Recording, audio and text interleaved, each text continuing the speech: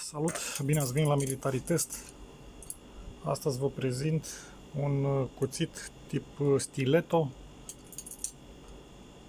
Este un stiletto de paradă sau de panoplie.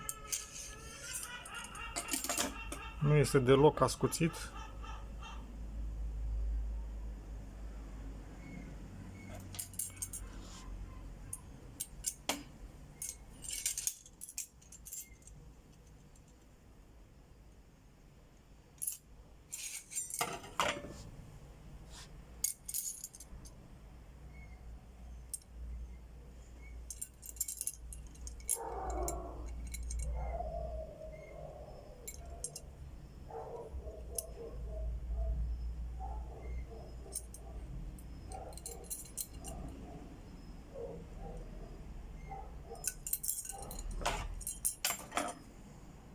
Este un cuțit mare, are o lungime totală de 38 de centimetri,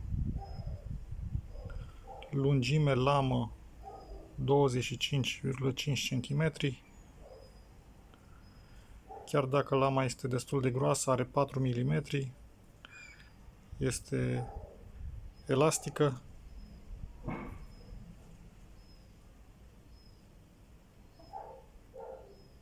Nu este deloc ascuțit.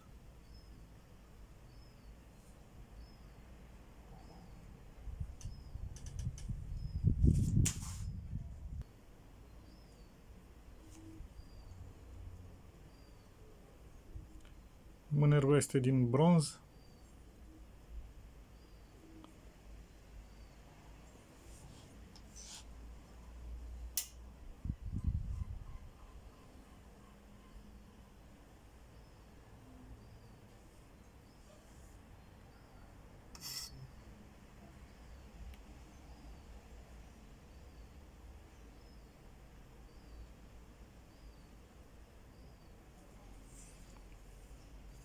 Este destul de greu.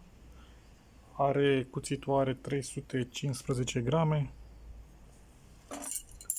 și cu tot cu teacă 510 grame.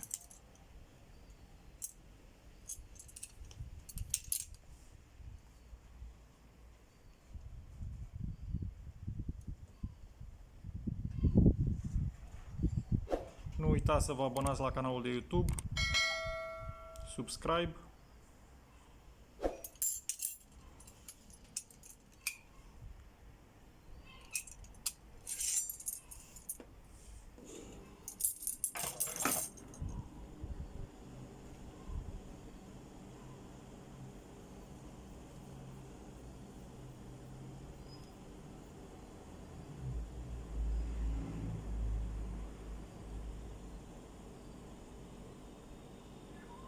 Are detalii foarte interesante.